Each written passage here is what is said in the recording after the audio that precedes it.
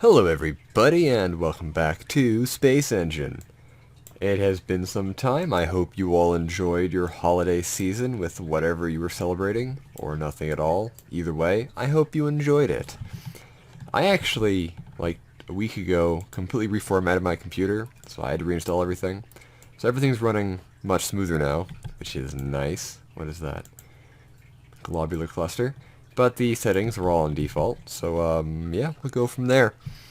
Also, if I seem kind of quiet, I don't know why. The recording software is kind of quiet, but I'll try to see if I can fix that. So I'm hoping I sound okay. Anyways, where are we?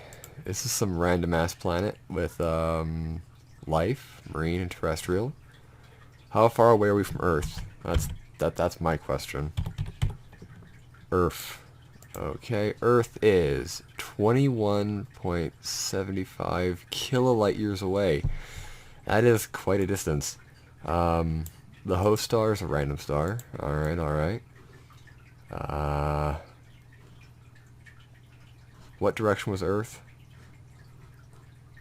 We are in the Milky Way, though, right? Let's check for my, Yep, we're in the Milky Way. There's the Magellanic Clouds. Right then, let's carry on an adventure. We're thousands of light years from Earth, in the middle of absolute nowhere.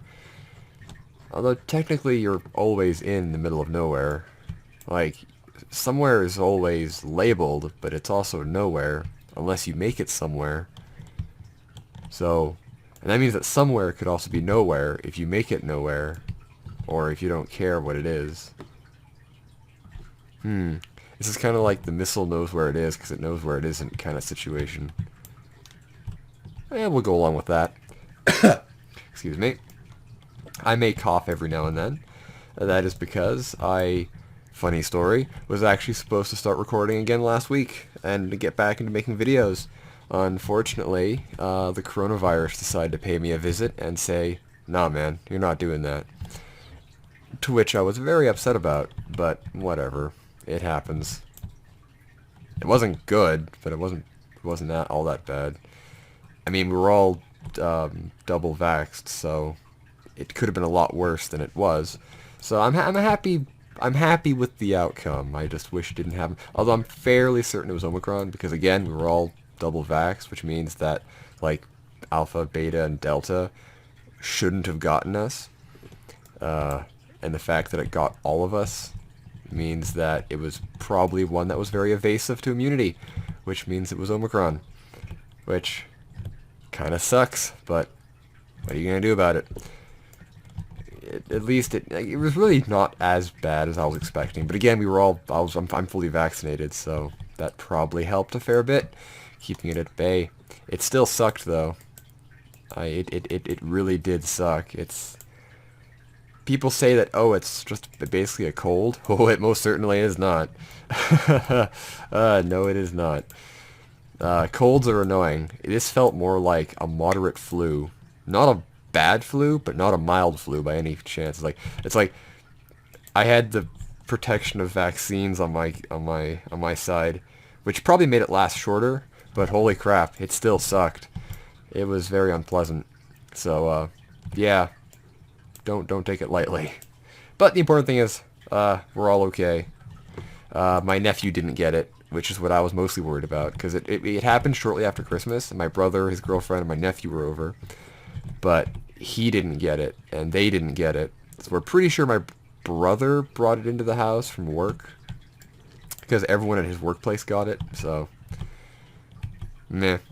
But the important thing is, nephew didn't get it, so I would say great success. Oh boy. What is new in the world? Quite a bit is new in the world. I'm suspecting most of you know that the James Webb Telescope launched, last week? A week ago? It was a while ago. I watched it. It was nice. It was great. That Ariane launch vehicle is such a good rocket. I absolutely love it. It is always just like pinpoint. It did such a good job putting it into its trajectory that the James Webb's actually going to have like more fuel than they were expecting for its like just general mission at L2. So I am very pleased about that. That was very, very nice. I am very happy with that. Ooh, white dwarf even. I'm gonna go out on a limb here and say the life isn't around the torrid arid super terrace. It's gonna be, oh, Lacustrian. Let's go there. Oh, it's marine too. Yeah, so I'm very stoked about the James Webb. It's been unfolding. It's been unfolding quite well. I was actually very worried about the tensioning of the sunshades, but it's doing a great job. It's doing a great job. I'm looking forward to it. What else is going on in the world of space? I'm sure important things have happened. I just can't think of anything right this moment. Well, let's look at the atmospheric pressure. That is a thick-ass atmosphere. What's it made of? Mostly carbon dioxide. I wonder, can I get away... This is a new install. I wonder if I can get away with this without causing problems. I could. Okay. Atmosphere. It's mostly carbon dioxide, bit of nitrogen, bit of water, oxygen, sulfur dioxide, carbon monoxide, and argon. Damn, that's a thick atmosphere. That is a chunk of an atmosphere if I've ever seen one. Although it's not very cloudy. Or maybe it is. No, it's it's a clear atmosphere. Its seas are made of water. That's nice. Alright, so we've landed on the planet. It is not a nice place. Yeah, alright. It doesn't look like I should be dying of pressure, but, I know I should. I know I should. What's the temperature looking at? 228 degrees. Huh. It's a little bit warmer than it is here, which is currently, what, I think it was like minus 28 when I last checked. It was minus 35 last night, which is in Celsius. I don't know what that is in freedom units. I know that minus 40 Celsius is the same as minus 40 Fahrenheit. So maybe that'll give you Americans a bit of a yardstick. Oh, I'm sorry, a meter stick. No, yardstick is the American one. Meter stick is the Canadian one. The rest of the world one. I like meters. Anyways, we'll leave that planet alone. Let's carry on back into the fold of things. Oh boy. What was that? It's gonna be a red dwarf. It has life. Hot damn, let's go. Boop. Oh, it's a binary. Alright. Where's the life at? It's gonna be... Oh, it's Ariel. That is exciting. Go faster. Boop. Excellent. Excelente. Okay. Oh, there's...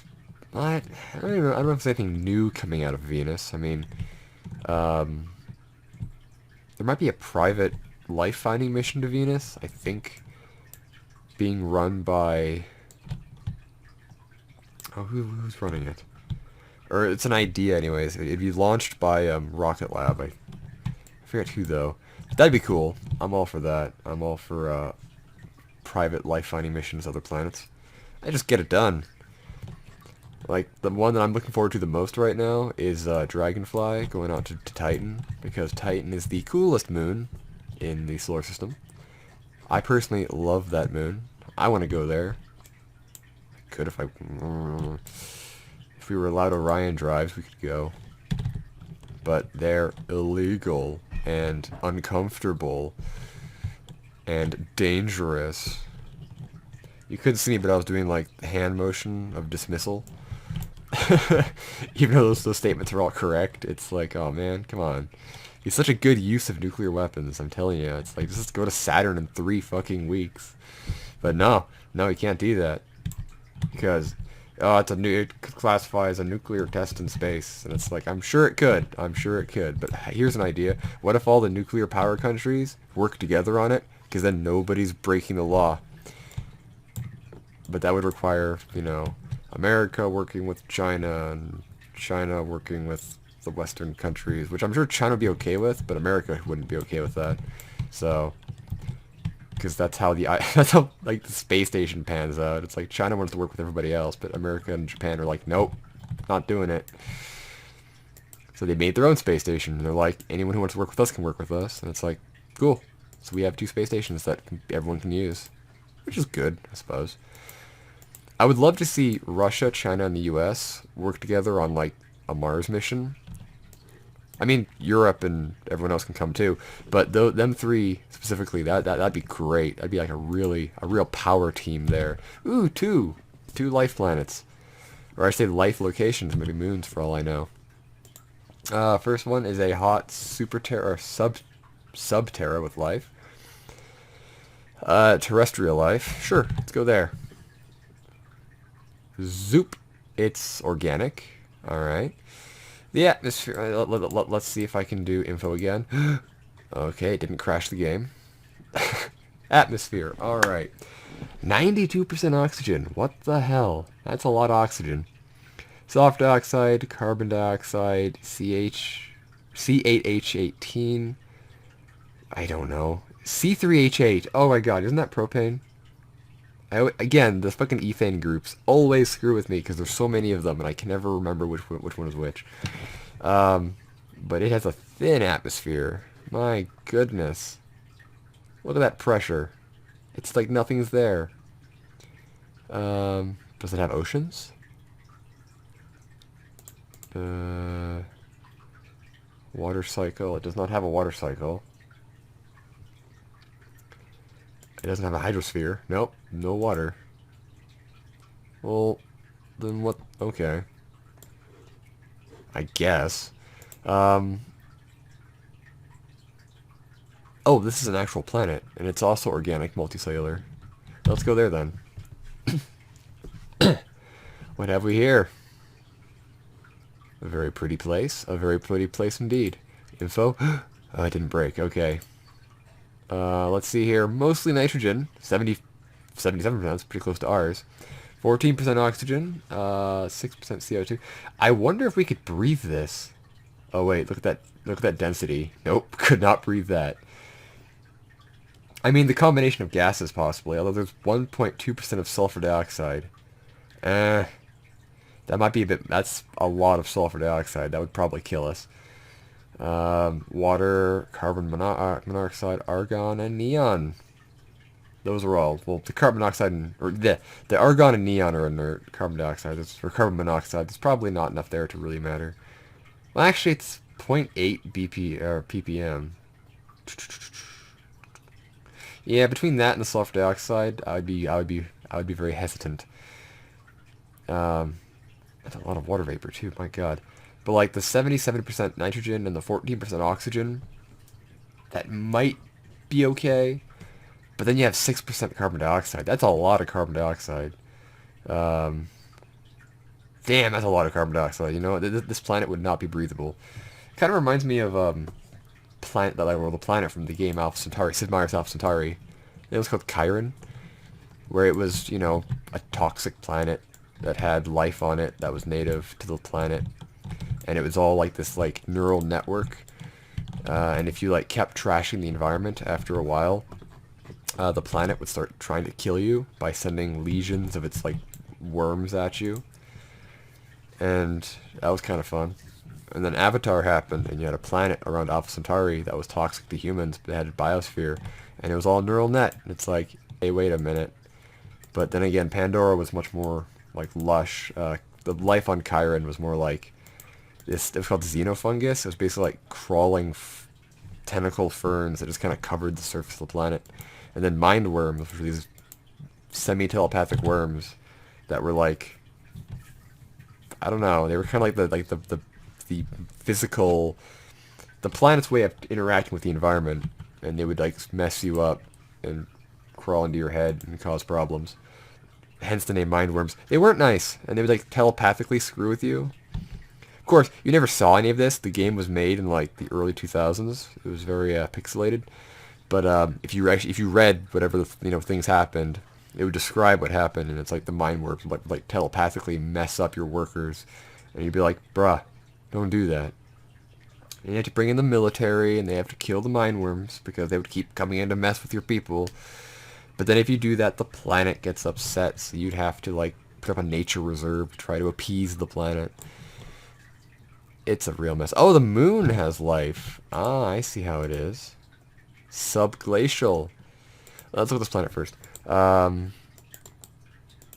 Okay, we got mostly nitrogen, a lot of carbon dioxide, sulfur dioxide, water, carbon monoxide, and argon. Thick ass atmosphere once again. My god. 445 atmospheres. These planets all suck, but I'm liking them. It's like this is the episode of High Pressure Planets. If I was a stressed out person, this is where I'd be. Which I might be a stressed out person, you never know. You don't know me. Somebody was playing games on Steam, so now I can't just directly upload this video, I have to put it in my software and blur out their names.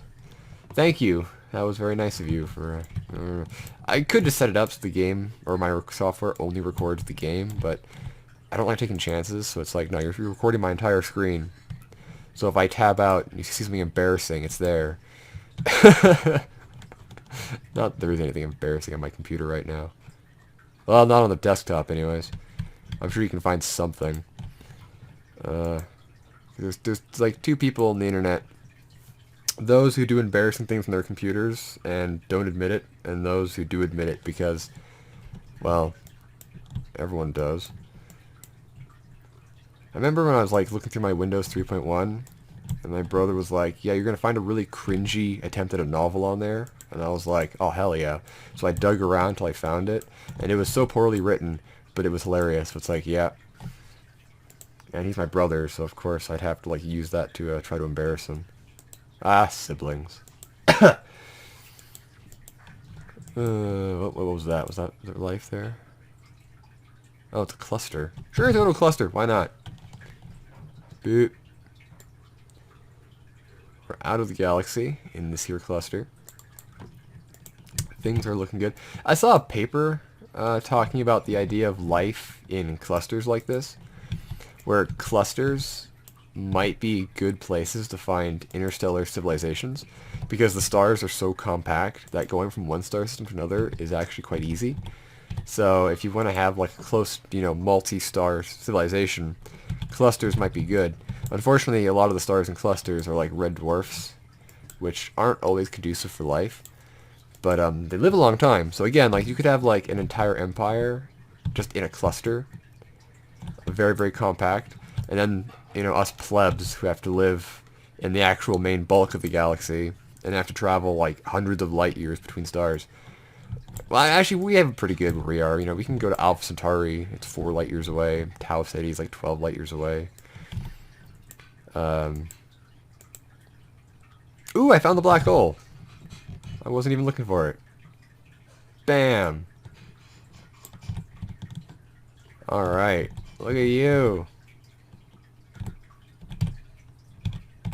We're gonna interstellar this. Oh. Is this when I see, like, the Tesseract? Where the hell am I? I was just watching, like, the end scene to 2010 A Space Odyssey. I'm getting serious, like, vibes here.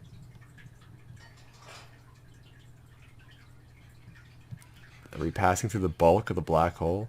Actually, what we're doing is we're passing through it. So light's lensing.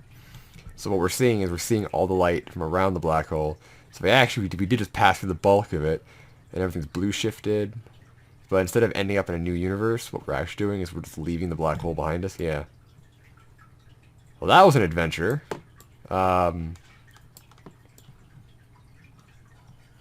Let's get out of here. Oh, God. Let's see if we can get out. Come on, we can't escape. Okay, we're at the bottom of a dark well. I guess we have to go forward.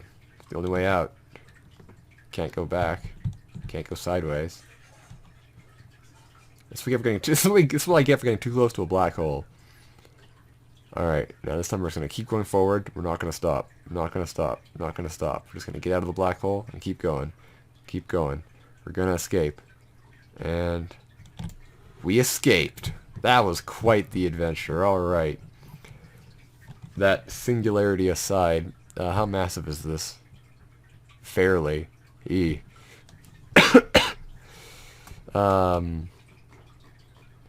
That was actually quite the adventure. And again, actually, it's a good place to end off right there. So yeah, thank you all for watching. I hope you enjoyed. If you have ideas for a place for me to go or things to talk about, leave them in those comments below. I have to make up some infograph videos at some point, and I want to start a new KSP video series where I try to explore the ruins on Val, around Jewel. That could be kind of fun. I don't know. Anyway, so thank you all for watching. I hope you enjoyed, and space.